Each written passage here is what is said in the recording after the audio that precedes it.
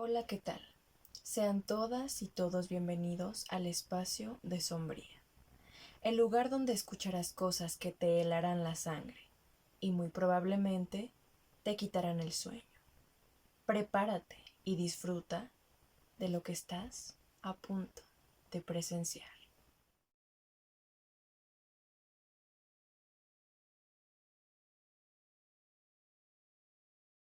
La historia que les voy a contar me pasó cuando yo tenía 7 años. Recuerdo que ese día era una tarde muy calurosa, por lo que decidí ir a comprar una chuchería que me refrescara.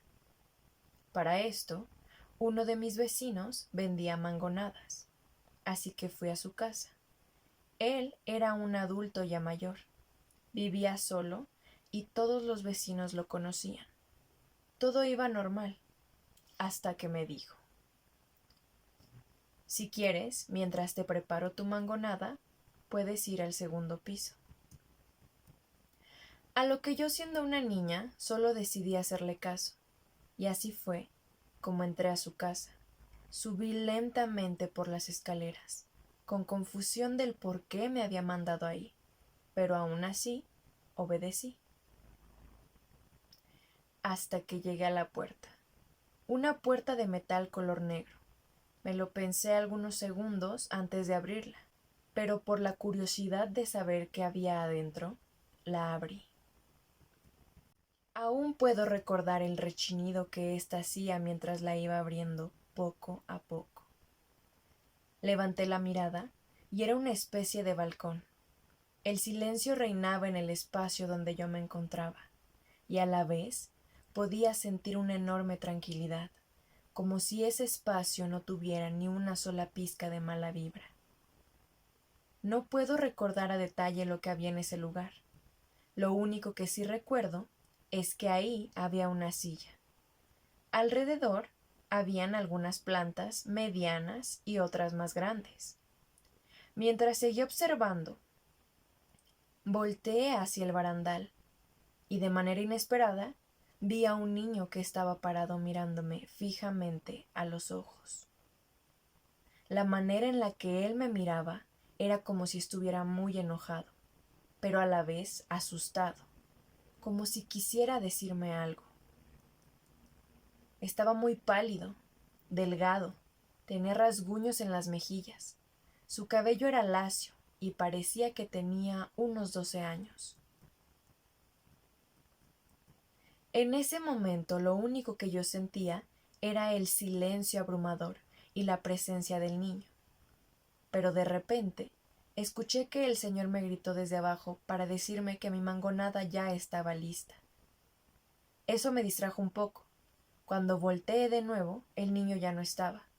De hecho, no había rastro alguno de él, y era básicamente imposible que corriera hacia otro lado, por donde yo no lo pudiera ver.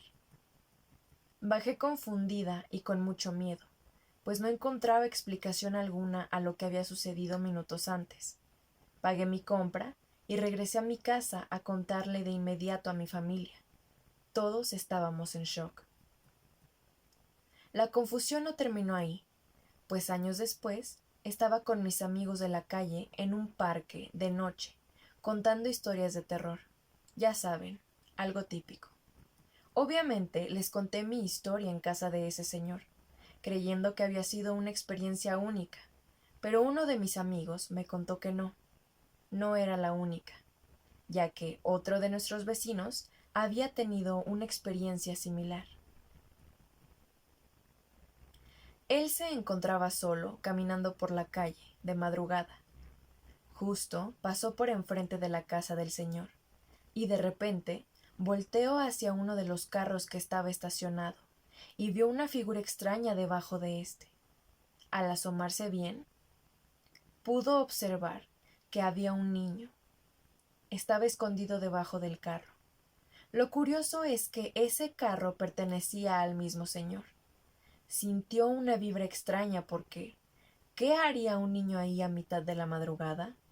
Lo único que atinó a hacer fue alejarse lo más rápido que pudo a su casa. Hasta la fecha me he cuestionado muchas veces si era un niño real o era un fantasma. Honestamente, cualquiera de las dos me causa miedo. En caso de que hubiera sido un niño real, ¿qué hacía él solo con el señor? ¿O por qué estaba debajo de un carro en la madrugada, mientras todos duermen? ¿Por qué cuando yo lo vi parecía muy maltratado, muy descuidado? ¿Qué le hicieron? ¿Y quién? Creo que estos cuestionamientos igual aplican si fuera un ente que ya no debería de estar en nuestro plano.